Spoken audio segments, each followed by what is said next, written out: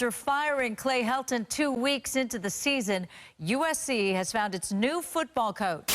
According to reports, Lincoln Riley is leaving Oklahoma. He will take the head coaching position at USC. Breaking news in the transfer portal, Caleb Williams is joining his old head coach, Lincoln Riley.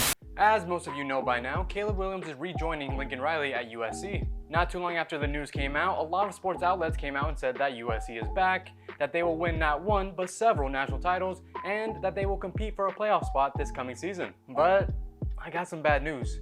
USC is not going to win a title with Lincoln Riley or Caleb Williams, and here's why.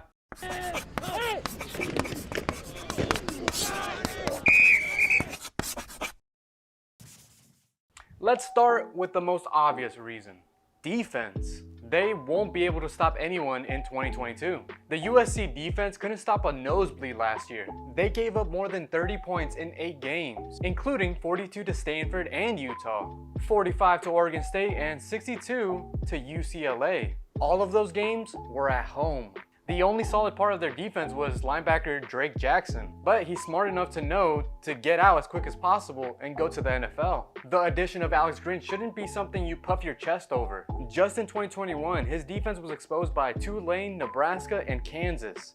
Yes, Kansas. Those 3 teams have a combined record of 7-29 in 2021. This defense will improve, but it's only because there's nowhere else but up.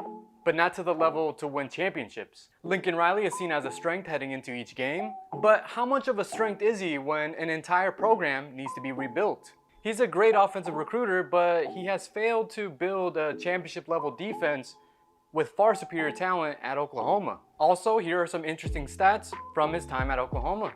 In his first playoff appearance in 2017, they lost by 6. In 2018, they lost by 11. 2019, they lost by 35. And in 2020 and 2021, they didn't qualify in a weak Big 12.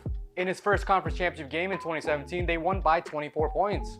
In 2018, won by 12. 2019, won by 7.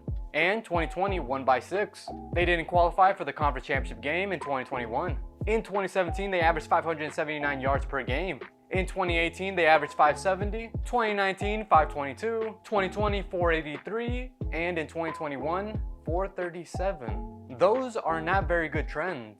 That shows to me that a lot of the Big 12 kind of figured out his offense. Also, once he met someone more physical than his team, it did not look good. Lincoln Riley may be a great head coach, but we won't really know until we see what he does at Southern Cal. Now, yes, I hear you guys. Lincoln Riley is a top 5 head coach right now.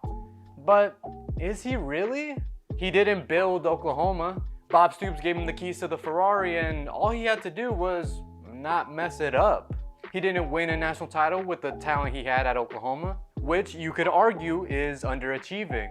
He struggled against his biggest rival, Texas, and Texas was a mess most of the years.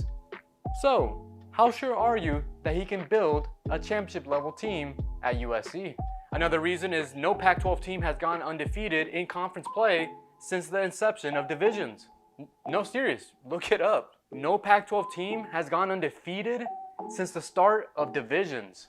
So this notion that they're gonna run away with the Pac-12 is very unlikely, especially when they have Utah in the South. The Pac-12 isn't super tough, but we've seen Oregon drop a couple conference games to lesser opponents. It's fun to remember USC back in their heyday when Pete Carroll was running the show. But something that people always forget is Pete Carroll took advantage of a weak Pac-10, the California recruiting, and the SEC was nowhere near what it is today. Oh, how things have changed since then. Recruiting in the West isn't as easy when you have Alabama, Texas A&M, Notre Dame, Oregon, Clemson, Georgia coming into your state, and especially because those teams do a lot better than you do. The SEC has won 4 of the last 5 national championships, and I don't see that slowing down because Lincoln Riley is now at USC. And finally, you're bringing in a new staff, new players from transfers, a defense that has had several players transfer out, a new defensive scheme. The staff doesn't have championship experience, so they've never been there and they don't know what it takes to get there, haven't shown that they can build a defense. Oh, and Caleb Williams only has 2 years before he will declare for the NFL draft. Trust me, he's out of there. They'll have talent at receiver and running back, but they had that at Oklahoma.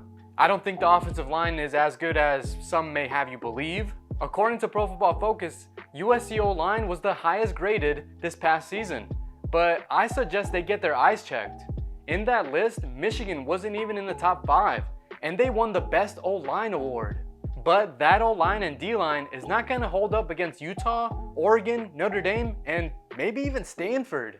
You have to win the trenches if you want to win a chip. Just look at the past champions. They've all had one thing in common: physicality up front in the trenches. You won't get that with the Lincoln Riley offense or defense. I'm not sure if it's delusion or just high expectations, but this USC football team is not going to compete for a national title next year or the year after. USC, I cannot wait until the fall because all the real talking is done on the football field.